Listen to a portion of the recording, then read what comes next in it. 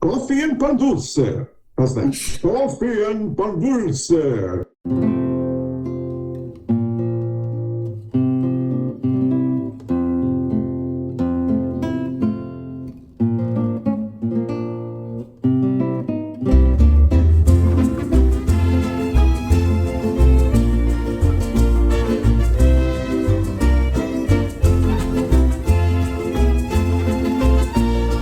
Barb Bacon, and I'm a community advocate here in South Charlotte. If I had my buttons on today, it would be, let's get some gun control. I'm tired of looking at the news and seeing this. Black Lives Matter in honor of our friend Joel. And let's have equal rights for everybody.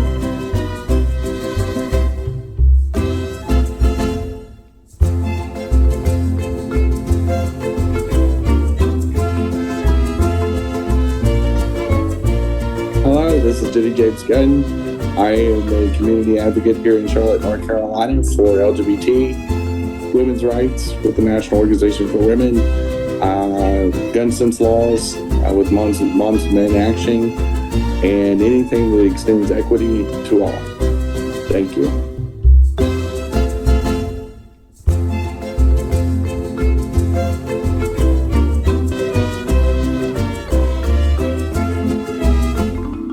Christian Cano, you're the co-host. My buttons are Moms and Men Action, Gun Sense Legislation, Healthcare for All, Medicare for All, and also in my heart, Black Lives Matter on behalf of Joe Oldham, who's a guest of ours who passed away last year. That's it.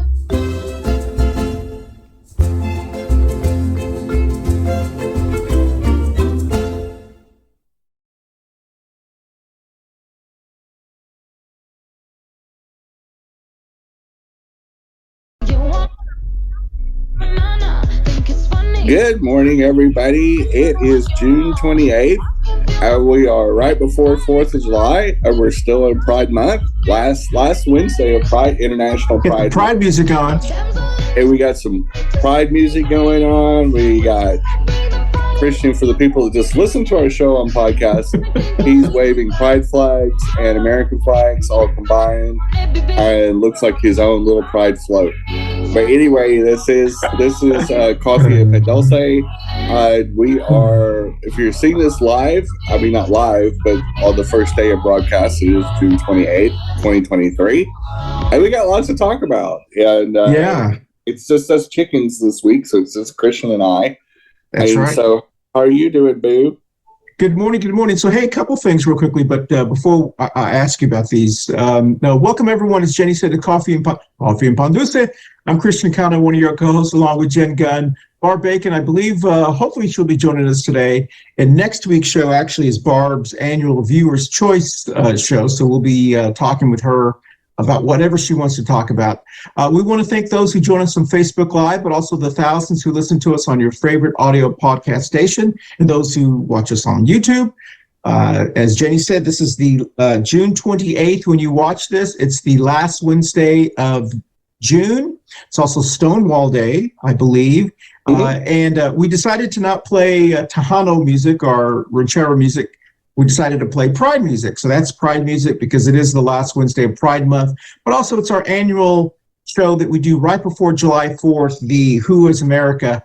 And so this week's show is actually going to be Who is America Part 2, because we did one last year. But this week's we're talking about why Bible bigots hate America. If you watch Jenny's shows later on, she talks about why Republicans kind of hate America, or the what she talks about. But anywho, so Jenny, question about this, because I did not know this, but apparently, there was some controversy a couple of weeks ago at the White House when they had the Day of Transgender or Pride kind of thing, or whatever. But apparently it was about the flag. Are you familiar with what was going on? Apparently this is not the new Pride flag, but this is a more inclusive Pride flag. It really wasn't about that. So what talking heads from Fox and the Republican Party and all the psychopaths from that group said they have like the flags that are kind of more like bunting, like you see at baseball games. Yep. on the portico, or kind of like a porch type thing, looking over the White House lawn, they had three flags, two American flags and a pride flag in the center. They had them hanging at the same height.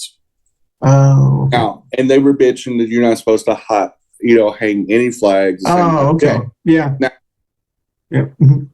Because they're morons. Yeah. And I like to affectionately call them chuckle fucks. Yeah. They forgot about the flag that's on top of the White House, the real big flag that you can't hardly miss, like you probably can see from space. Oh, I see. Above every flag, big old American flag waving around. Sure. So no, the White House did not hang all the American flags at the same height as the pride flag. The bunting flags or the ceremonial flags were hung at the same height. So it's not the official American flag of the White House. The official American flag is on top, where also the White House snipers are at in case somebody tries to come to the president. There's the little birds. Yeah. So what I heard, the other controversy I heard was that was the one that was like the big one, was apparently, there are, I don't have another one, but, the more traditional pride flag wasn't inclusive like this one. You know which one I'm talking about? The original one. Okay. We're talking about that. The original one. And so this is the more inclusive pride flag, and I don't want to sit here and explain all of them, but you can Google it and understand why. Well, apparently there were individuals that were saying that the White House was flying the groomer pride flag, and how they felt about the White House flying the groomer pride flag. So apparently Fox News was saying that this is the groomer pride flag, which makes no sense. But the reason they were saying that was because they said gay groups are saying that this is not the real pride flag. This is the groomer pride flag. And I think we can all understand they're trying to insinuate because this inclusiveness was added, it suddenly became groomers. And they were referencing this fringe group. It's like that Million Moms group that has like two women. There references this group called Gays Against Groomers that started in Florida. It's like these two old gay guys that support DeSantis, and they started a group on Facebook called Gays Against Groomers, and now Fox News considers them to be like the official, like a real group. You know what I mean? Yeah. It would be like, and I think you and I can probably start this.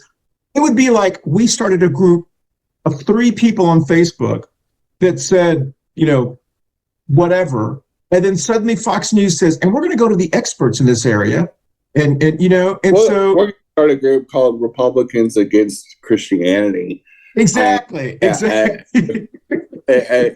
call it RAC, Republicans Against Christianity. Oh, that's a good idea. Yeah, we're racking mad. How just constantly make fun of pedophile priests and the Southern Baptist Church hating women and firing churches and things like that.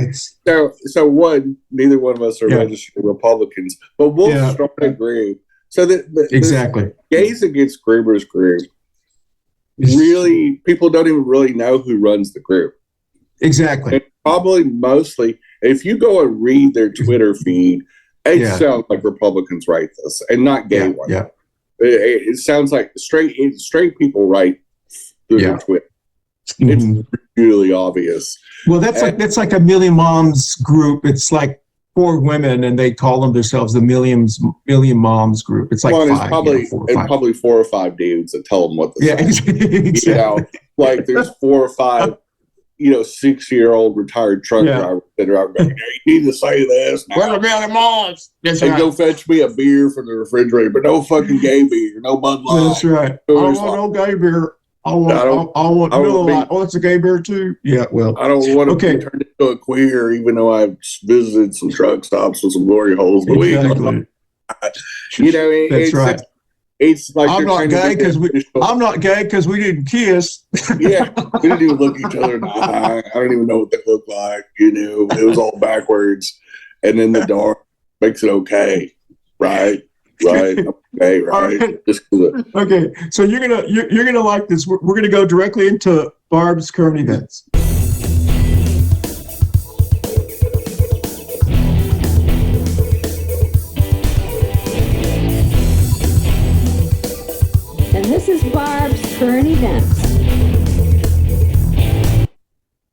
All right, so here is Barb's current events. The very first one, you're going to like these, Jen. The very first one is when you watch this, as you may or may not know, we taped this a week before. So last night, or whenever this was taped, there was the primaries in Virginia. And Virginia is considered, I don't know if they still call it a bellwether state, but usually what happens, Virginia kind of starts to move over to North Carolina and some other states and so forth. Well, it was a disaster for crazy people who are running for office. It's specifically two polarizing lawmakers, one Democrat and one Republican, lost the primaries. The Republican who was running, she called herself Trump in a dress. She was a election denier, and the voters in Virginia said, no, we're tired of crazy. The Democrat who lost was one of the last pro-life Democrats in Virginia, and he was very outspoken and so forth, and he lost. And basically what they're saying is the message in Virginia is they're wondering if that's early signs that people who run in more educated states like Virginia, the people there are saying, we're just tired of this craziness. Even their Virginia governor who endorsed some of the candidates, his people lost. And so I think that's a very, if you want to see like nice signs, it's kind of what you've been talking about, Jenny. When you put abortion on the ballot, women win. When you put these things on, when you put, the majority of Americans do not like bullying of transgender kids. When you put those things on the ballot, people are coming out and saying, no, that I'm tired of this craziness. So that's the first thing. The second thing is here in this, not in the state, but this is wonderful. A Democratic group launched a campaign targeting Trump, and it's called the Effin' Guy campaign. And it's called the American Bridge 21st Century. And I wanted to donate to this. So probably after this, I'm going to try to find their website to donate to them. And the whole commercial is about reminding people, it's about reminding the American people that we've paid a price for Trump's daily incompetence, inaction, and irresponsibility. It's, do we want the disaster to return again? It's like they've been watching our show, Jenny. So that, I just think it's great that you actually have a Democratic group that's actually coming out there and using the word, do you want this effing guy again? That's what they're using, the word effing guy. So that's wonderful. The last one, which I saw on your feed, Jen, and I kind of looked it up as well.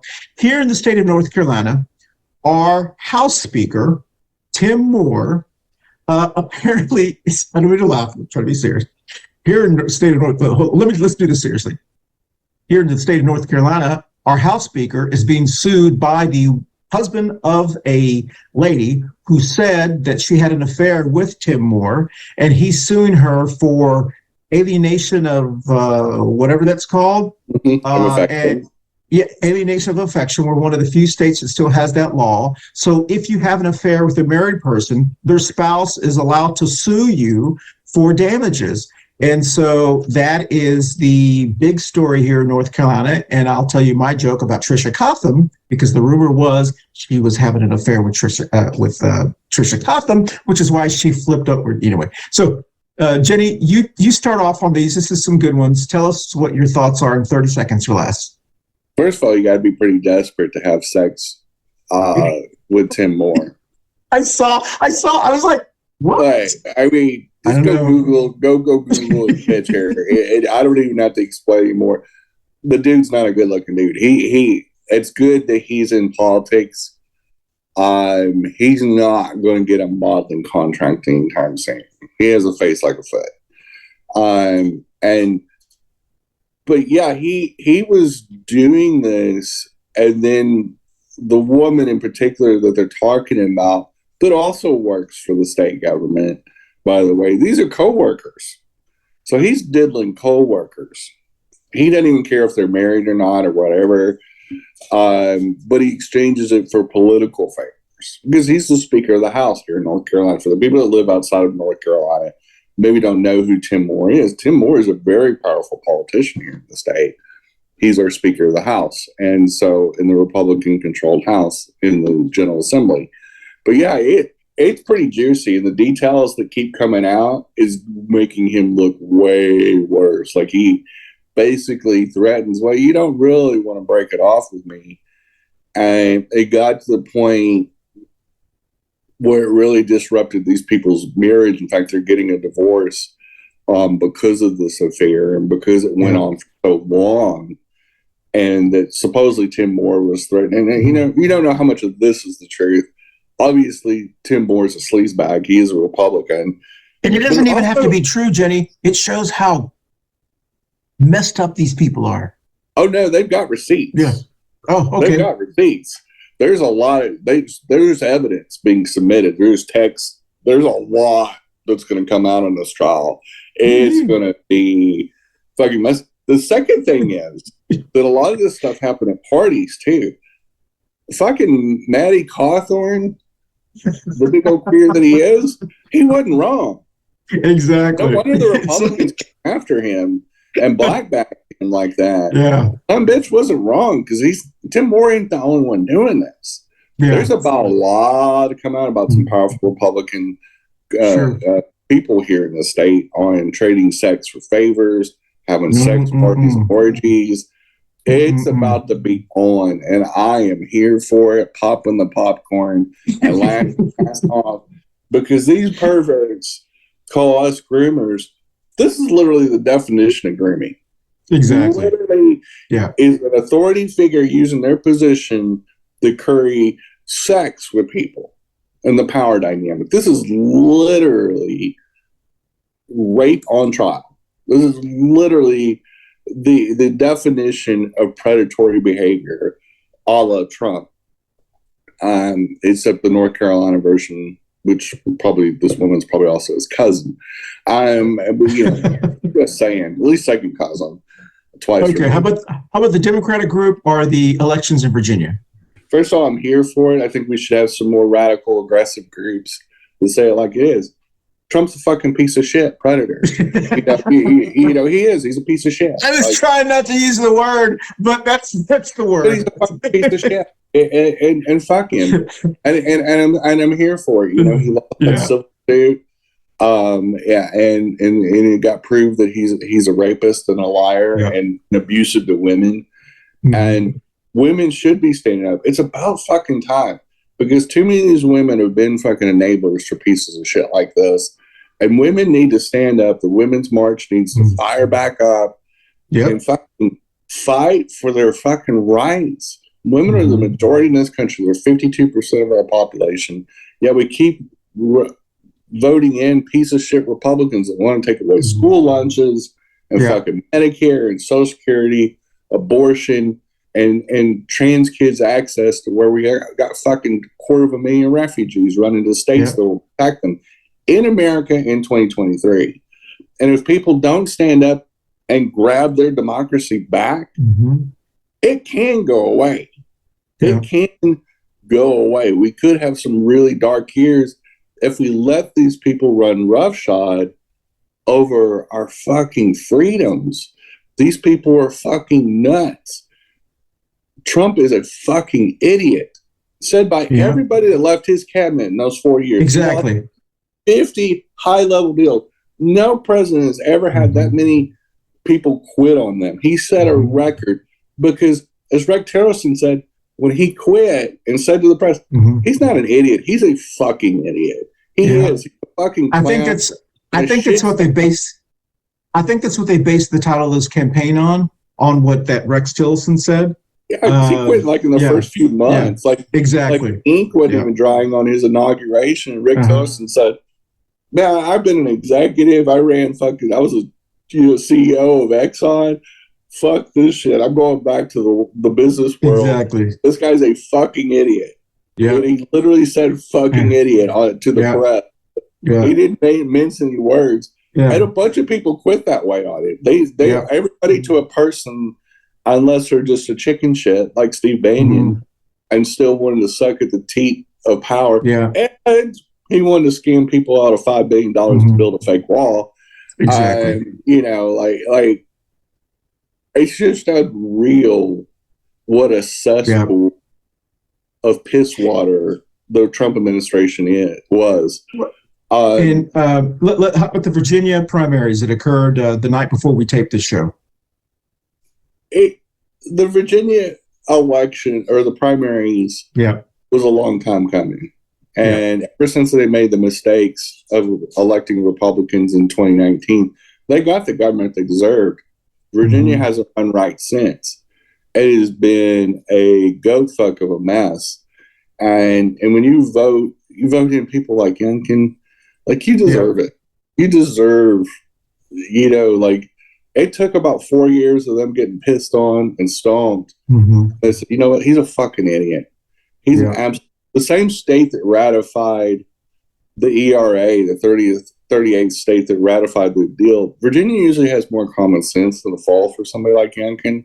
And it shows in the results. Anybody that's going to be anti-choice, force burst, idiot against trans rights, anybody that doesn't have a lick of common sense in Virginia, they are a highly educated state. They're very, I call them a common sense state. And they have a lot of really educated suburbs, suburbs. Well, because you're talking about you're bordering up against Washington, D.C. Exactly. In Northern Virginia that border D.C. are high wealth individuals, high wealth educated individuals that belong to think tanks and are more intellectual. And quite frankly, they're smart enough to see through bullshit. Exactly. And the shit show dumpster fire that the Republican Party has turned into, or has become more obvious that they're a shit show, Virginians are just not going to have it. And they're supporting a new wave of younger, smarter candidates that realize these are fucking human rights we're talking about. Access to medical care. Abortion is medical care. Contraceptives is medical care. Transitional medicine for trans kids, including talk therapy, is necessary medical care. And I'm not going to debate human rights and medical access. I'm not going to say there's another side to it. There isn't another side. There is fascism, and there's access to medical care, and there's nothing in between. You can't tell me that kids don't deserve the right. When you hear these parents have these impassioned pleas to defend their kids, I don't know how, as any politician, you can still vote away somebody's rights. Access to medical. You have to be a total piece of shit to get these supposed detrans people to get up there and lie their ass off. But even when they admit later on, I got paid to lie. I got paid to lie. Their story does not check out. They never pull the doctors to transition those people up on the stand because they know they weren't forced to transition. These people transitioned over 4 and 5 and 6 years.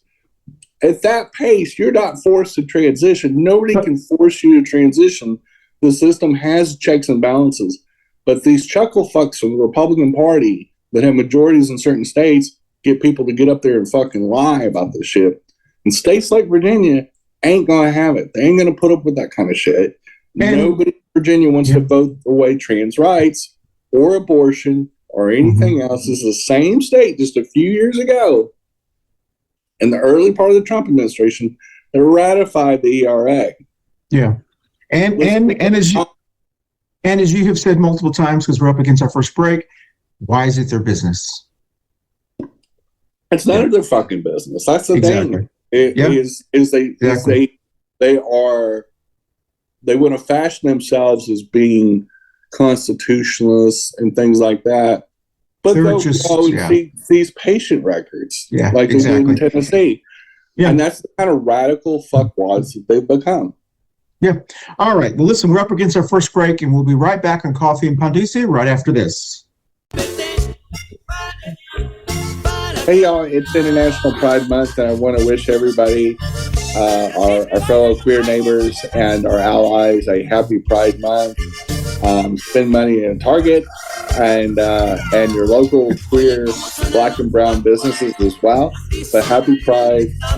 Thanks for watching this show, and be safe out there. Happy Pride. Happy Pride, babe. Hey, y'all, thanks for watching, and support local black and brown businesses, including our sponsor, Manolo Bakery. It has some fabulous pastries, food, king cakes, all kinds of specialty cakes, swallows, and much, much more. Some of the best food you eat in Charlotte, North Carolina. Again, Manolo's Bakery, right here in East Charlotte. Thanks for watching. All right. Well, welcome back. And exactly right, Jenny. And I want to touch on those three real quickly. The Virginia thing, it is refreshing to see that when you put a message in front of educated suburban people, the message is very simple. We don't want crazy. And I think that's important to North Carolina. We're seeing that happening in Georgia. The suburbs of Georgia have elected 2 Democratic senators. And I think in other states, and I think that can work in Florida too. If you put it in educated, you don't have to do anything fancy. Just put out there, listen, we tried them and they were crazy. We want kind of to your point. Yeah. You tell it like it is. Yes. Exactly. And the Democratic group, I think that's wonderful.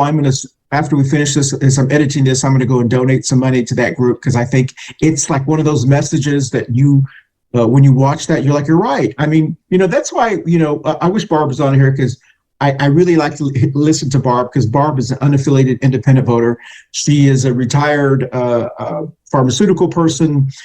She lives in South Charlotte here in North Carolina. She's surrounded by a lot of probably more red kind of friends and so forth, kind of older. She's that group that I think that are pretty common sense. And it's like, do you want crazy Trump in there, or do you want someone who's going to protect you during a pandemic? Barbara was that generation that fought for Roe versus Wade. Yes, exactly. Good point. Yeah. The burn bras. She came from an era where women couldn't have their own checking accounts. She came from an era that had less freedoms for women. And they had a lot of hard-fought progress that went into courts that gave women more financial and physical autonomy from men. The same generation that fought for contraception and fought for so many things, to be able to marry who they want. If the man's black, the man's black. Loving versus the state of Virginia, is that I think that generation represents on the progressive side, because Barbara's a progressive. Yeah. She just doesn't have a party affiliation, but she wants progressive coverage. She wants to see, the next generations to have the same or more access to America and the American dream than she did. And she knows she was there when things changed over and got the better. And she saw integration firsthand, and she saw that this is you and I did. We grew up in integrated schools. We went to public schools that were actually racially integrated, and we didn't go to segregated schools. We never saw segregation in our lifetimes. So for us, it's like, what's the big deal? Yeah, well, for us, we're like, hey, it should be that way. But we were just a few years removed from that. That's right. In fact, one of the school districts I went to had just desegregated. Oh, wow. In the early 80s, because the school district had fought it so well. The last segregation and lawsuits actually happened in the early 1990s. Yeah. And as the Justice Department was going state to state, desegregating schools, and it's surprising, it was in certain parts of California where some of the last school districts actually desegregate, when California was a little bit more conservative. Sure. But these are hard-fought things that we don't need to roll back. We don't need public schools destroyed. These are things that are bedrocks. Being able to choose when or if you have kids is a huge, important deal. Economically, to be shackled by kids and all that. And they say disgusting things that we just don't have sex. And I'm like, well, no, go fuck yourself. Then don't take Viagra. Well, and then Viagra, then don't take Cialis, because your impotence is part of God's will too. Yeah. It's funny how they say, they'll take away PrEP medicine, which, is a medicine that will keep you from getting HIV. And they'll say, well, we don't want to promote gay sex. I go with them, you should not be promoting sex, recreational sex, but we should get rid of Viagra and Cialis. Yeah. So and with the moment they won't do that, yeah. You can't ban any medicine because of your kooky cult beliefs. The last one that we talked about was the Tim Moore. He is the House Speaker, the State House Speaker here in North Carolina.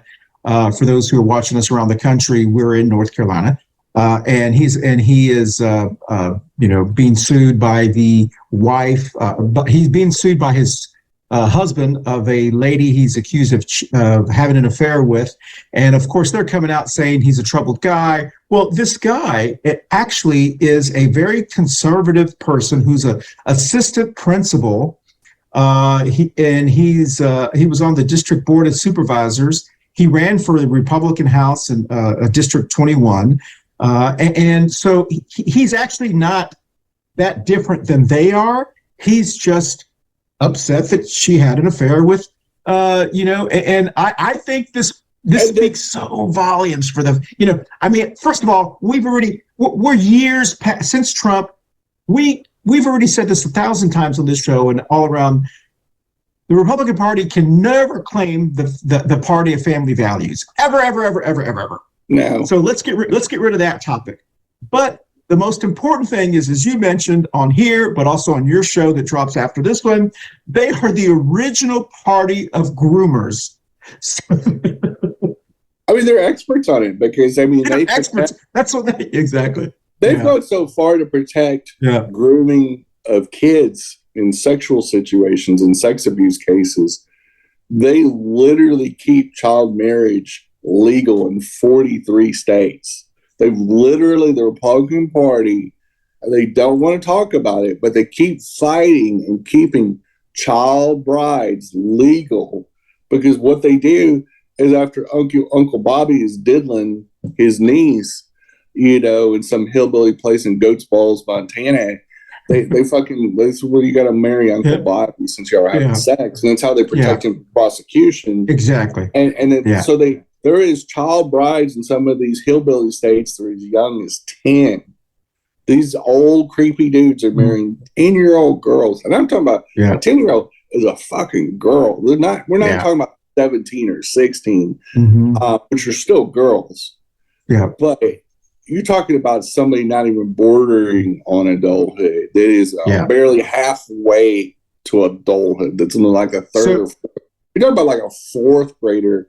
There's some greasy 35-year-old who's pawing all over, had raped her.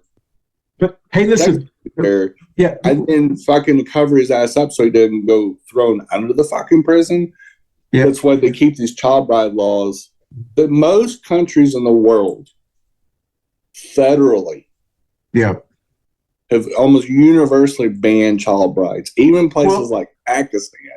Well, another reason, hey, Jen, another reason this is really important is because here in North Carolina, they plan to redraw districts again, especially the congressional districts.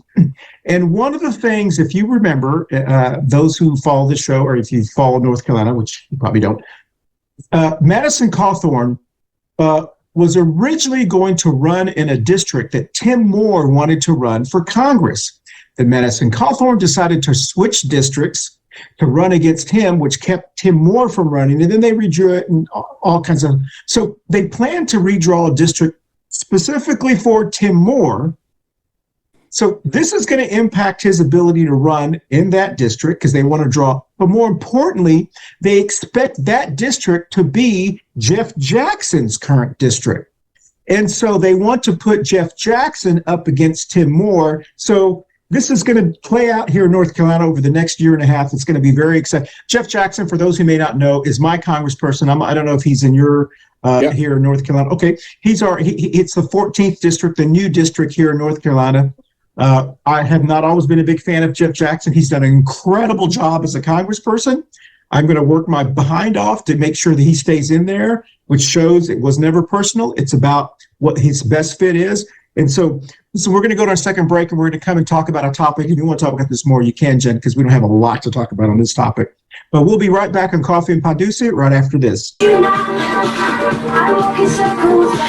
everyone. We just want to wish you a happy Pride. June is International Pride Month, and we're celebrating it all month long. Also, we do want to thank those who watch us on Facebook and YouTube, and the people who now listen to us on your favorite audio podcast platform. We want to thank you. Don't forget that our summer schedule is out, so we have our topics that we'll be covering in July and also in August. And just want to say happy Pride. I'll dance out. Happy Pride, everyone. Hey, everyone. Thank you so much for watching our Coffee and Pan Dulce show every week. Don't forget you can watch us visually on our video podcast platforms on Facebook and YouTube. But you can also listen to us on your favorite audio podcast platforms like Apple, Amazon, iHeartRadio, Spotify, and all of the other ones that your favorite, well, whatever your favorite is. Once again, thank you for watching us on Coffee and Pan Dulce. We'll dance out. Well, welcome back, everyone. And so, once again, great three topics. But today's topic, which feeds directly into this, is our second year to have this show called Who is America Part 2. It's really about July 4th. Who is America? Last year, we talked about who is the new America. And, it's younger and browner. But this year, we want to talk about why Bible bigots hate America. And we've talked about it a lot, and I want to get your point of view on this, Jenny. It just seems like the MAGAs, especially the Bible bigots, the ones that are promoting these anti-trans, anti-LGBT, anti-everything, anti-women, anti-book, I don't know anything they like. And it's Moms for Liberty. We talked about this before about how, you can tell the Moms for Liberty, they're just a chaos group. Like you've said, they're the women's Proud Boys. They're just a chaos group. And so... And this is the thing that goes back to libertarian doctrine and the Koch brothers, is they based all their tactics on cruelty. Cruelty is the point. Cruelty is what creates walls between Americans. Real fucking Americans don't act like this. And even the world sees it for what it is. I was talking to a friend that lives overseas, and she was saying, it's just shocking what y'all allow in the United States, and that y'all must be very tolerant people, because we allow these nut jobs to even have a stage or a mic, and that we don't laugh them out of the country. Now, most of us do. Most of us that have any shred of common sense and common decency realize how crazy Christianity really is. And Christianity's always been crazy. Christianity is the most unhinged cult ever to be invented. It's way worse to me than Islam. Islam's not a threat to me because it's not a dominant religion in this part of the world. Christianity is. And Christianity is just the kissing cousin of Islam. It's just as radical. It's just as crazy. It's just as unhinged. Catholicism has murdered more people than any other religion in the world. We can go back to the Spanish Inquisition and so on and so forth, all the way to modern day times. World War II was really because of Catholicism. So Jenny, why do you think the Bible bigots hate America so much? Are Americans? Power. They want power, and they've lost it. Christianity's on its way, religion's on its way out. The younger generations are based on logic and reason. And facts, and they can look up facts in the blink of an eye. So when the Bible bigots get up there and say irrational, stupid fucking things that are so anti-American, our country was based on protest. It was based on taking a different path. On the good side of it. On the bad side, it was a bunch of greedy white guys that wanted their own little kingdom and begrudged King George for having control. But part of it, and part of the reason why we fought the Civil War, was the injustice of slavery. Part of why we had the civil rights movement in the 1960s was because of the injustice against people of color. And all these Stonewall today, we're taping on June 28th. Taping on July, when this drops, it's going to be on June 28th, which is the Stonewall anniversary. Was based on injustice, based on bad behavior, based on judging people for who you are, that you can't change. You can't change if you're gay or trans or black or brown or whatever. There's your origin story is your origin story. And these cult people that choose to be bigots, that choose to use their religion and go against the message of peace that Jesus talked about in the Gospels, they do the exact fucking opposite. They don't love their neighbor. And they use this to divide people. They use this to scare people. Because that's what Christianity's always done. It's always been a religion of conformity and fear. That's what the Romans invented it for. There's like, this sounds really good. We can scare the dog shit out of people. And they will comply to our rules. And that's how the Holy Roman Empire basically got started. And so religious law has always been done, and it's always turned into some kind of authoritarian deal, because they sit there and hold the happy hunting ground over your head and say, if you don't fucking do this, if you don't go out and stone the gays, you ain't going to heaven. This is what God wants you to do.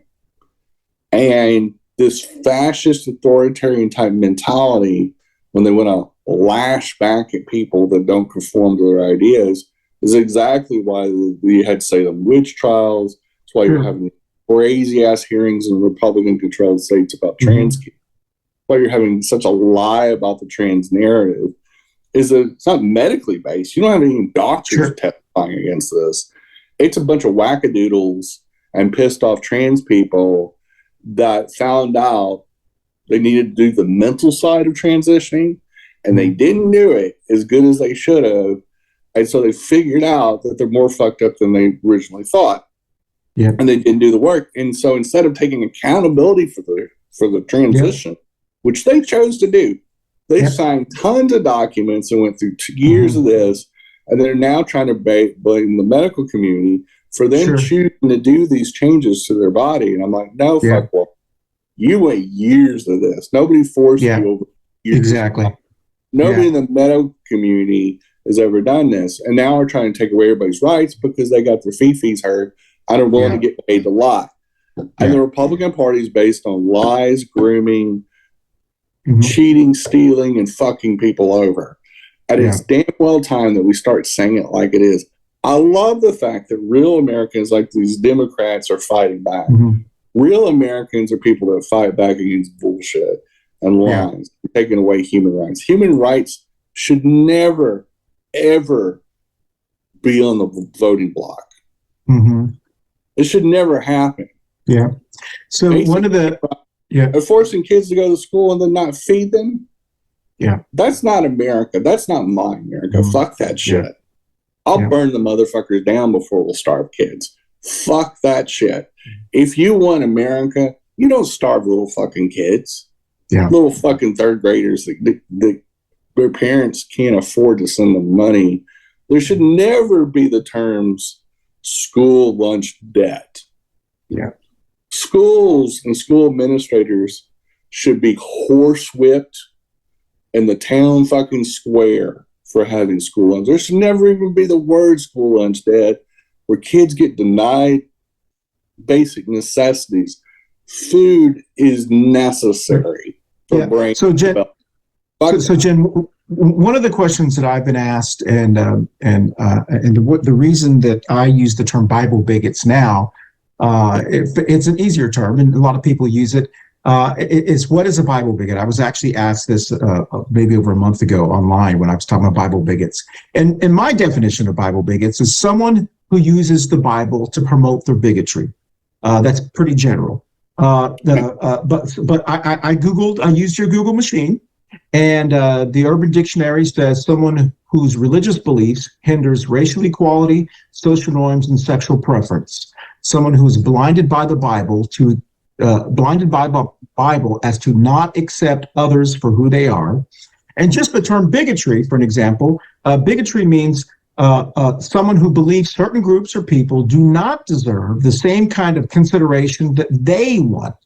And that is really, to me, what a Bible bigot is. A Bible bigot is someone, and there are black Bible bigots, There are brown Bible bigots. There are gay Bible bigots. Not as many gay Bible bigots, but there are.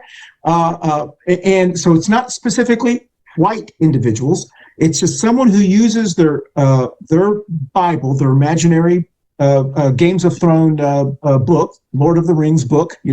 I joke about 1,000 years from today, when people come down to the earth and they're digging up stuff, they're going to find Lord of the Rings, they're going to find the Bible, they're going to find Harry Potter, they're going to think they're all just fictional. Oh, they had some really interesting books, and so, yeah, the imaginary books.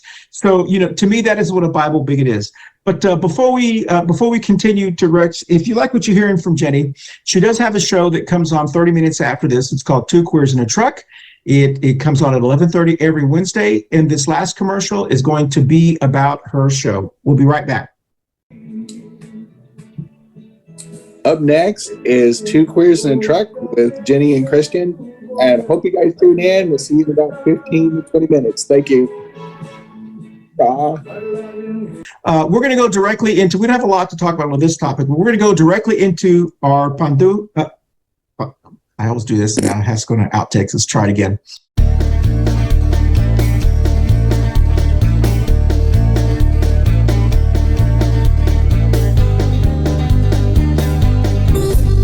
And this is the Pendejo Chronicles.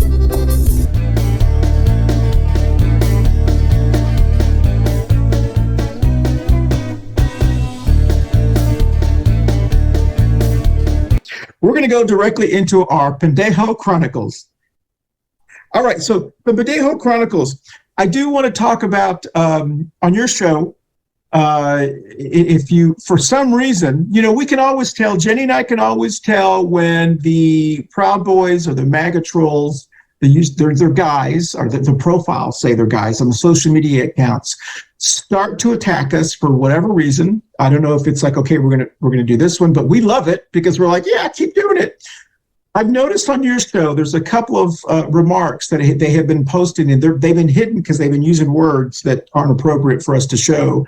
But suddenly, like, it's just, it's weird how it just kind of happens. And they will post stuff on there. I don't know if you've probably seen them, but I've seen them pop up. And I'm like, okay, apparently, there are these troll farms where these guys who are living in their basements,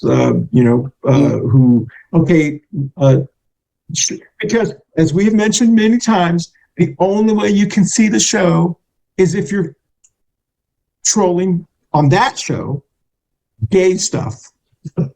Well, I mean, the title of the other show, exactly. It's called Two Queers in a Truck for people that listen to this show but maybe don't listen to the other show. Yeah, most of our topics don't even have anything to do with the LGBT community. Exactly. It's funny. We originally started this during the pandemic. We've masked up and we rolled around in Christian's SUV, making observations about Charlotte.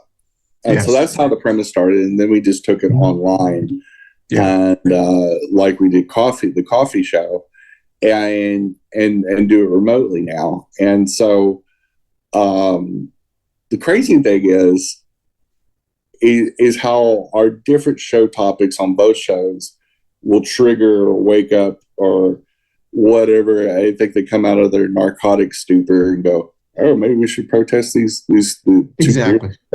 Whatever it is. But clearly we have keywords in there that if they got to search really like queer, gay, things like that. And if you're trolling on a Two Queers show, that just says everything you need to say, because the Facebook works. Like you're searching this stuff out. You're searching gay sex out. Exactly. You're finding that show, especially that show.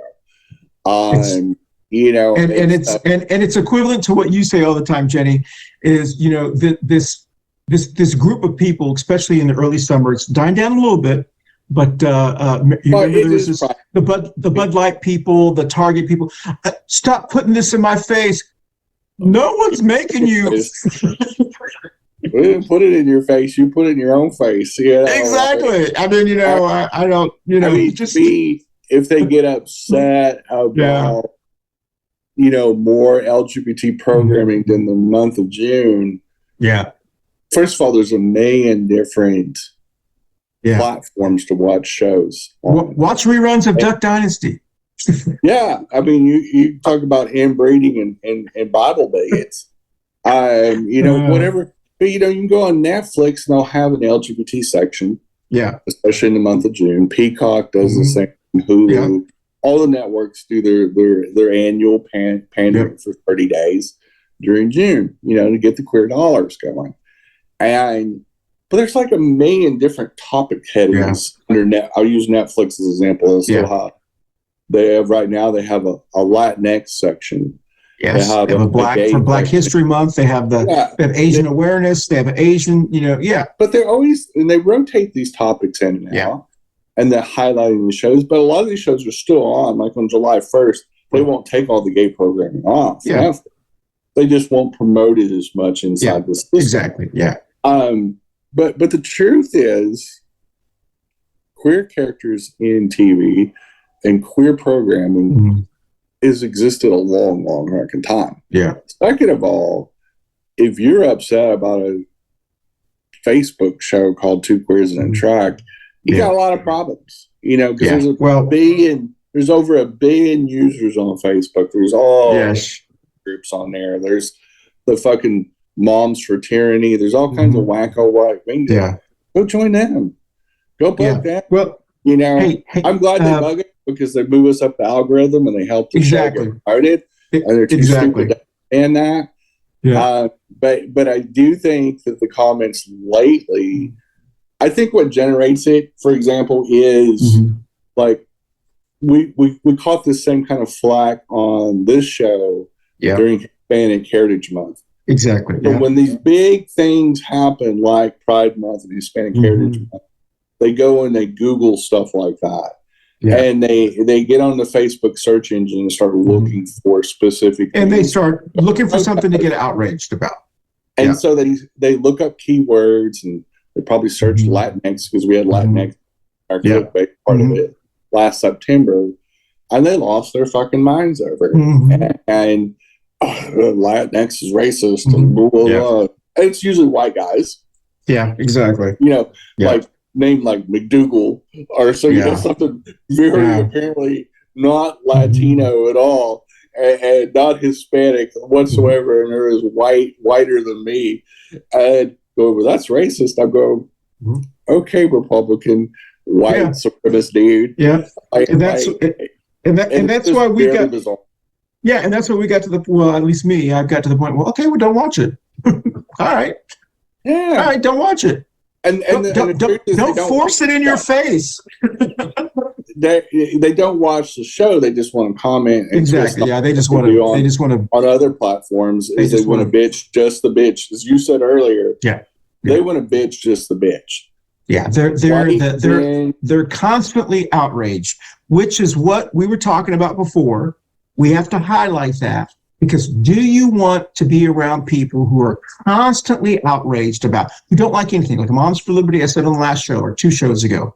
The reason Moms for Liberty's group is not about public education is because you've never seen them at a board of education meeting talking about what they like about public schools. Every single thing you hear out of them is what they hate about public schools. And those are the people you have to take with a grain of salt and roll your eyes and go, all right, whatever. They're the neighbor that complains all the time. But they're the person that you also need to confront. Those type of people need to be confronted. They need to be sued. They need to be sued for their illegal actions. You need to take them head on. I'm glad that groups are starting to do it. I'm glad the ACLU is doing it. Shame on the Biden administration for doing more than just a yard party. Yeah. Biden administration has failed the LGBT community consistently. There's the one problem I have with Joe Biden is that he's been a massive failure on this subject and on women's body autonomy. Massive failure. Had 2 fucking years. Passed something equivalent to the ERA after it's already been ratified, and the LGBT Civil Rights Bill. It's been proposed more than once in the House, never gained traction once we took power, And to me, that is the biggest failure of this first term of Joe Biden. Mm-hmm. And he needs to make this right. When we take the House back in 2024, yeah, come January of 2025, civil rights need to be on the docket for both women, and body autonomy needs to be on the fucking ballot. Because here's the thing: if we give them the House back, we need to make this a common theme. Hey, bitch, we did our part. We gave you back the House. We gave you back the power. We kept the Senate. But you better fix this body autonomy thing. We're tired of our human rights being even debated. There shouldn't be a debate. You can't take away human rights. You just can't. That's why they're called human rights. Well, listen, I want to spend the last couple of minutes talking about our upcoming shows, because this is the last show for Pride Month, but we still have more summer shows. We're taking Coffee and Pan Dulce, as we do every year, to Florida, to an undisclosed location, and we'll be having guests who are in Florida. But the next show that you watch in July will be Barb's Viewer's Choice, so we'll find out what Barb wants to talk about. And then after that one, we'll be talking about our Latinx, our Hispanics white. We'll be talking about the great debate on, Latinx and is not really an ethnicity. It's not an ethnic group.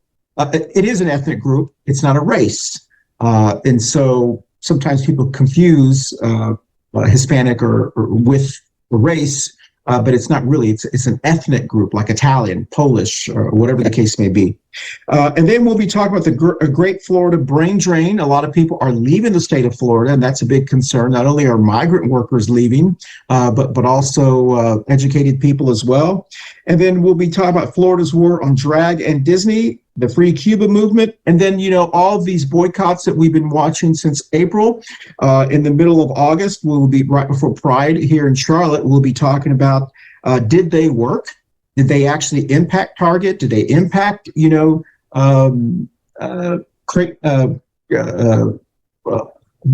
that they're trying to boycott?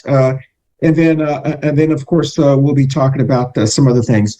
But I do want to mention something really quickly, Jenny, because I thought this was very interesting, because we don't have that much time left. There was a leak, an article that came out this weekend about Meta, the group Meta, the Facebook group, the Mark Zuckerberg group that has Facebook and Instagram, and WhatsApp, I think is what they have. It is rumored that they are going to be dropping a app that is in direct competition to Twitter by the end of the summer. They have secretly been working on this app since what's his name Musk bought Twitter. Because they wanted to capitalize on the people who are leaving Twitter, especially the advertisers who are afraid to advertise. And so they've been working on this app, but they sped it up when he bought the app, and they believe that it's about it's being beta tested right now by celebrities that they believe are people like Oprah Winfrey, some really high profile people with a lot of followers. And what they're hoping is when they drop it at the end of the people who are unhappy with Twitter will leave Twitter, because Twitter is good for politicians and news organizations, because it's taken the place of press releases. It's something you can do instantly, but now it's used by MTG just to kind of spread craziness or whatever. But there are 10 times more people on Instagram than there are on Twitter. And so just by the numbers, even if 1/10 of the Instagram people pull their followers to Twitter and keep Instagram, it will be very difficult for Twitter to survive. And so it's got a secret project name and so forth. So I'm looking forward to this. I didn't know if you've heard about this or whatever, because a lot of people are only on Twitter when they have to. No one really advertises anymore. Twitter's one of these things that, if it goes away or becomes less of a news feed, the biggest reason you go on Twitter is because it's basically a universal news feed. Yeah. And the old Twitter, before Elmo bought it, worked pretty well. people that did illegal actions and violated the term of services got held accountable. Yeah. As it should. Freedom of the press and the First Amendment is not a universal get out of jail free deal. When you break the law, you should be deplatformed.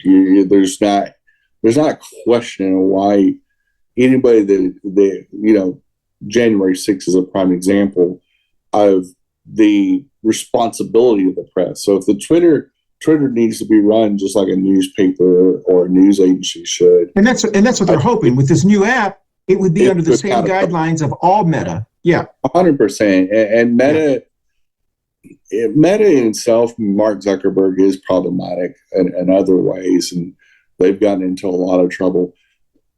But their Instagram following, and I'm a huge Instagram fan. It's my favorite. I know that's your platform that you. It's my platform. It's my favorite. Yeah. It's the successful one I'm on. I like it because it tells more of a visual story. You don't get into the bots that get on there get blocked all the time. They get deplatformed all the time. This one jackass, he was on his 7th account that I saw the other day. It's because they keep taking away their accounts as they figure out they're just troll bot accounts. They don't do any posting. They don't participate in Instagram. And they just go in there to say nasty things to progressives. And Meta doesn't have that. They'll go after you. And that's why most of the crazies go on Twitter, because Twitter, especially under Elmo, it has allowed this kind of stuff to go on. Twitter is a dumpster fire. It's a failing platform. That's why platforms like Mastodon and these other platforms are starting to gain deal. And if there is a meta version of Twitter to go into the marketplace, you're probably going to see a big portal, because Instagram has like Kim K and all these really big. All elected officials, like the White House, the governors, they would move their accounts immediately, because the only reason they're still on Twitter is because they almost have to be for press releases and news organizations. But rest assured, people are so sick of Elon Musk and his arrogance, and this is really just his personal play toy.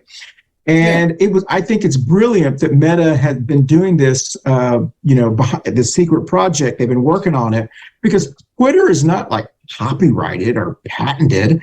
It's just who can come up with who has the ability to come up with. There's other Twitter competitions. There's the competitors. There's 3 or 4. Like Truth Social. Yeah. Truth Social. Some of them are pay for play. Some of them are not. Some of them use advertising like Facebook does and Instagram does, which I think is a smart way. But I do think the future of social media is going to be where it's going to be sustainable, is where you pay a monthly membership. I think it's smarter. Especially when you're just using predominantly words. But don't you think, hey, Jenny, this is one of the things that we only have like 3 minutes left, but one of the miscalculations of Elon Musk and true libertarian isms is this belief that everyone wants free speech. Free speech should rule. Well, the market is saying, and this is the markets are saying, we want free speech, but we don't want crazy speech. And that's what they don't distinguish the difference between free speech and crazy speech. But the line of demarcation between protected free speech, First Amendment rights, and terrorism, criminality, and misinformation, is misinformation is not free speech. Exactly. Yeah. Misinformation is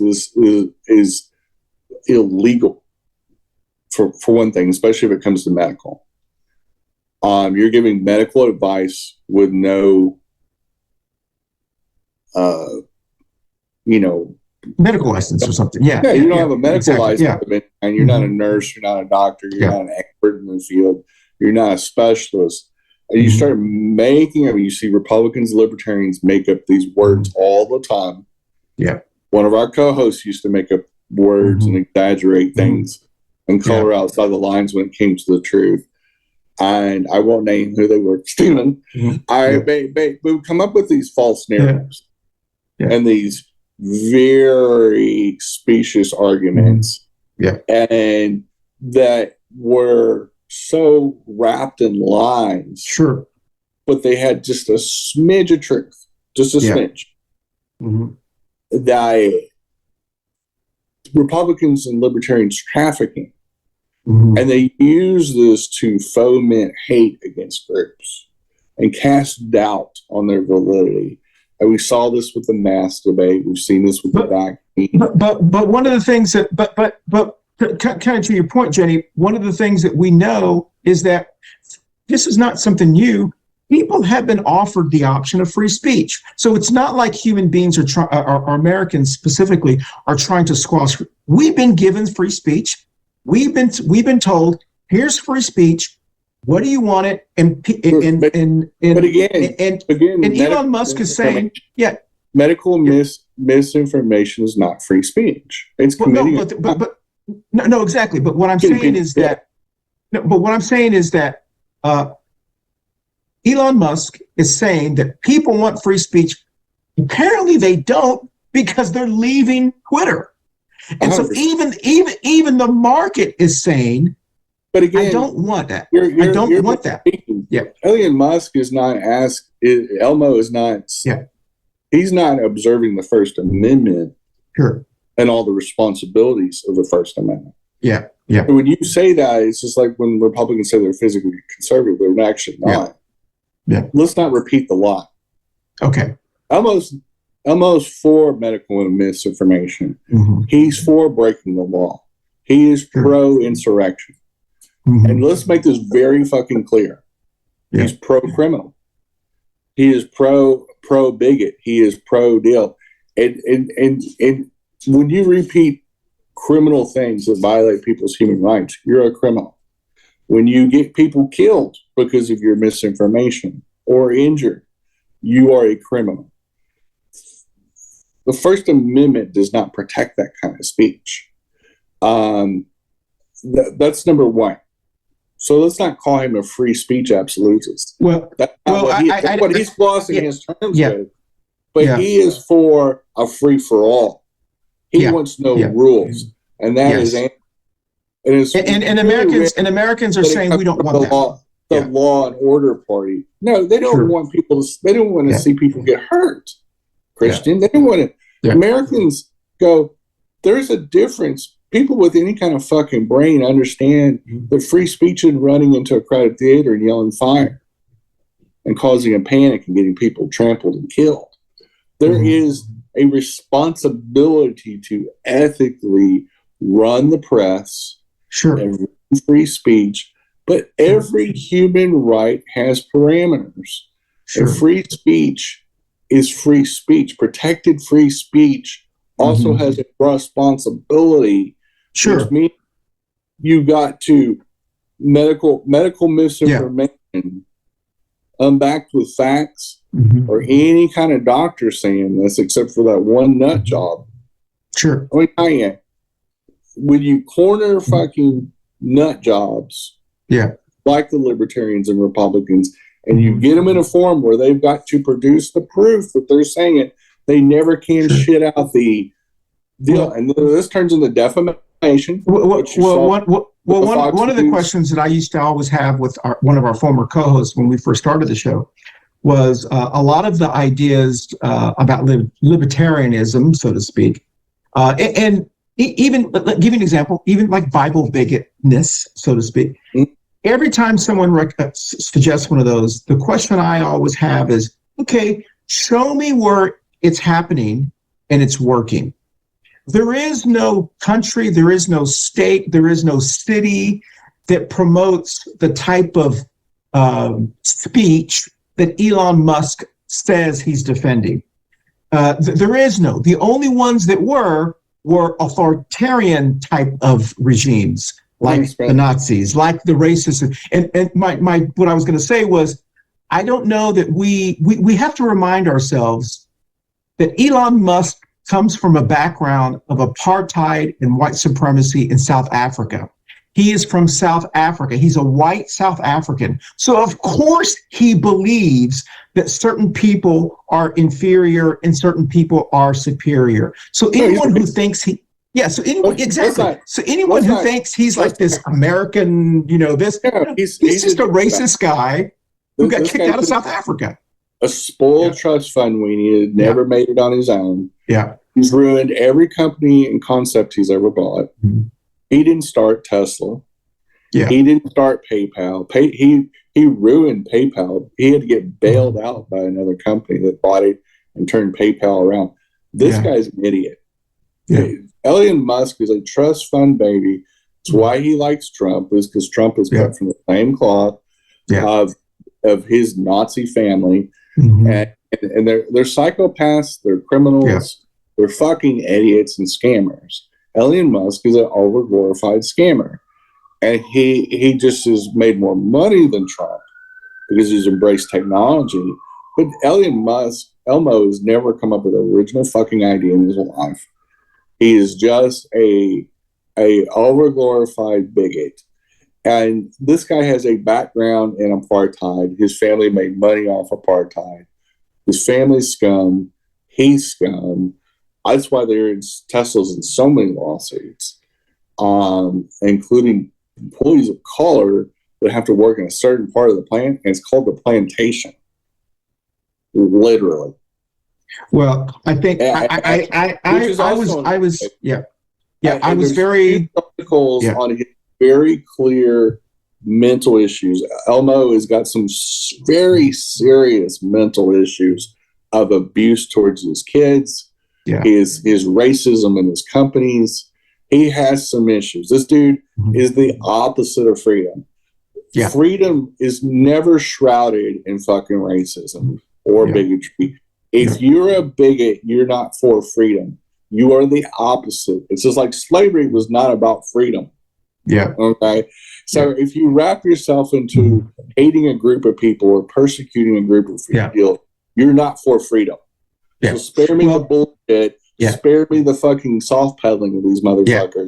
If you're taking away basic human rights, like all these shitheads are trying to do, taking away abortion, taking away reproductive care, taking away PrEP from the gays, taking away fucking medical access, turning over people's medical records. Sure. You ain't for fucking freedom. You aren't for human rights. Go fuck yourself and drop it in the ocean.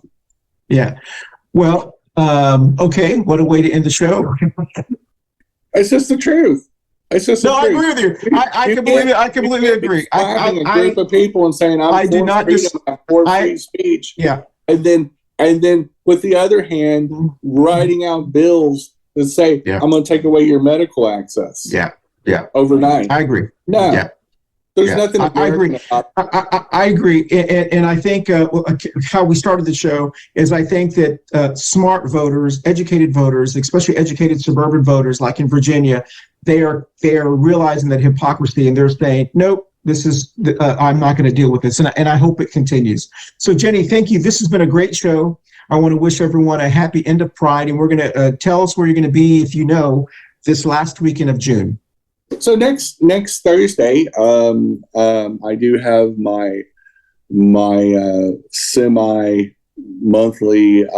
gaming date. We're going to have it at the just blanked on the place, the All American, and it's going to be on Thursday night, which is going to be different. We're going to have it during the week. We're experimenting with a new platform to maybe not take up their weekend time, and we feel like the Thursday night will be interesting. That's a good idea. Yeah. And the place has food. It has a full bar. I'm super excited about it. It's going to be an exciting time. We're going to have, of course, the Vanity House as our performers again, and it is going to be it's All American Pub. We'll open the tournament on Thursday, June 29th. It'll be from 7 to 10. And actually, it's Slate, I'm sorry, which is right next door. It's owned by the same group.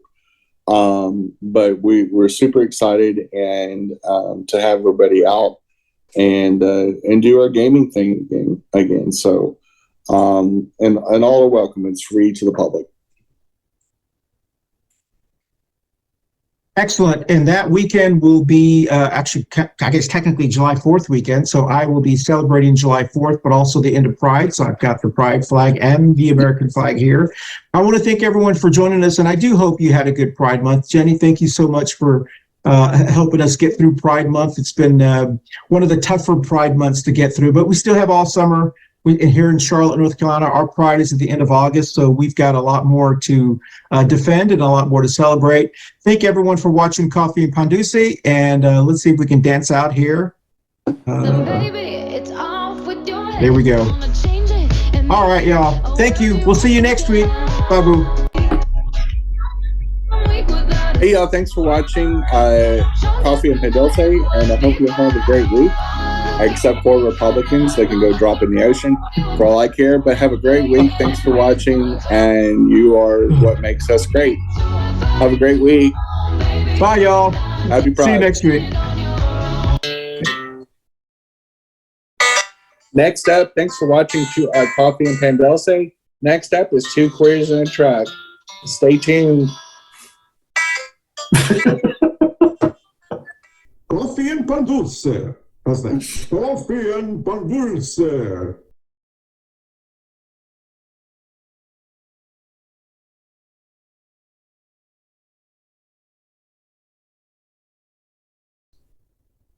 I was going to tell you, Jen. So I don't know why I was thinking about, because the rumor was that I heard that Trisha Cawthorn was having, it's true, but, that she was having an affair with him. That's why he switched or whatever. So when I read this, I was like, oh, girl, I hope she didn't know. I mean, she's got so pissed off.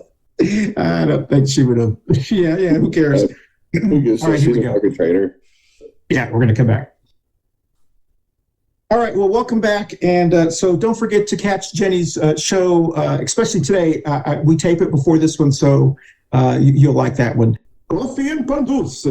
How's that? Coffee and Pan Dulce. Sounds great. You sounded like a telenova. I mean, I'm trying to. All I have to say is, go! Yes, as a non-Spanish speaker.